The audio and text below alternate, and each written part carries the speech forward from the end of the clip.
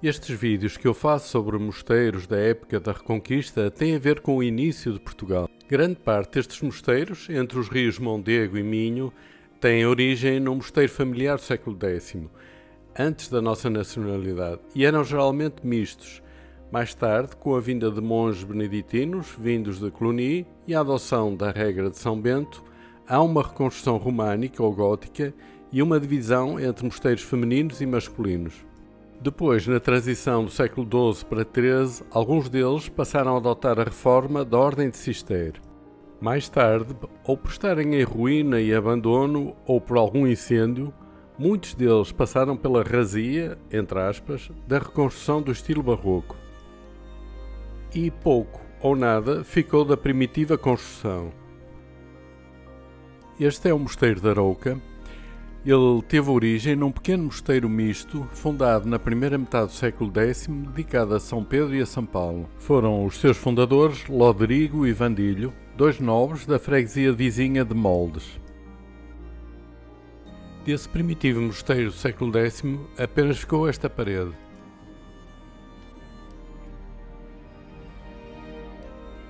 Depois, entre 1085 e 1095, o mosteiro adota a regra de São Bento. Em 1143, Dom Afonso Henriques concede a Carta de Couto ao mosteiro, definindo assim a vida política e administrativa da região. A partir de 1154, o mosteiro passa a ser apenas feminino, os monges retiram-se para Cucujães. Nos primeiros anos do século XIII, o mosteiro de Arouca passou para a posse da coroa e Dom Sancho I deixou em testamento à sua filha Dona Mafalda. Ela foi a herdeira do título de Rainha de Portugal até ficar anulado pela intercessão do seu irmão Dom Afonso II. Em 1217, após a dissolução do casamento com o rei Henrique I de Castela, Dona Mafalda integrou esta comunidade religiosa de Arouca. Ela anexa as suas terras às do Couto do Mosteiro. Em 1226, a pedido de Dona Mafalda, por bula papal, o mosteiro adere à Ordem Cisterciense. Em 1256 morre Dona Mafalda, aqui neste mosteiro, onde fica sepultada. Em 1616, o seu túmulo é aberto e o seu corpo é encontrado incorrupto. Em 1792, dá-se a beatificação de Dona Mafalda pelo Papa Pio VI e no ano seguinte o corpo dela é trasladado para a nave da igreja. Nesse século XVII, o mosteiro é reconstruído e ampliado. E em 1725 dá-se um incêndio que consome grande parte do edifício, exceto a igreja. O mosteiro é novamente reconstruído.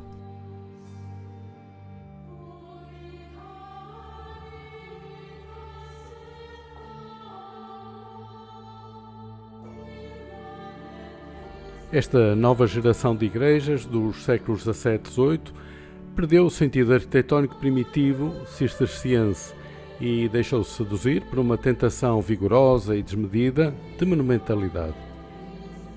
As regras da clausura obrigavam a uma nova disposição. São dois corpos retangulares unidos, o da nave da igreja e o do coro monástico, obrigando a mover a entrada para a igreja da fachada poente, nos mosteiros masculinos, para a fachada norte.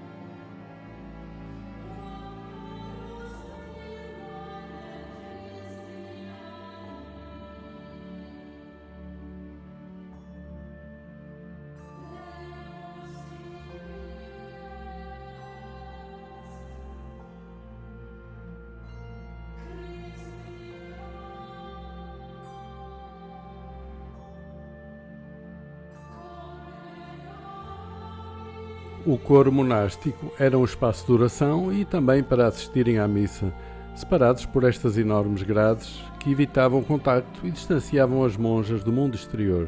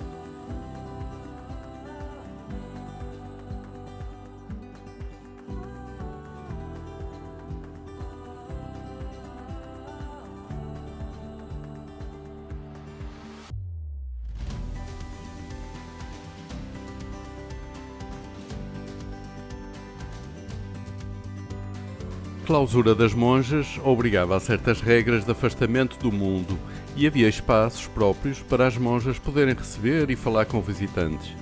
Esses espaços eram os locutórios ou parlatórios e ficavam aqui no piso térreo desta fachada voltada ao terreiro e eram espaços duplos separados por grades ou janelas.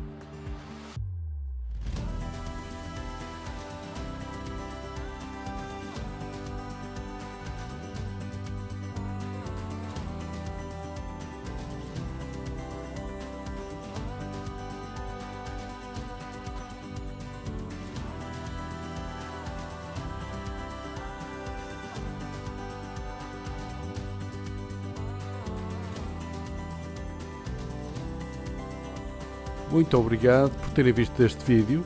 Espero que tenham gostado deste resumo do Mosteiro de Arouca e não se esqueçam de apoiar este canal fazendo cócegas ao algoritmo YouTube, partilhando e clicando no like.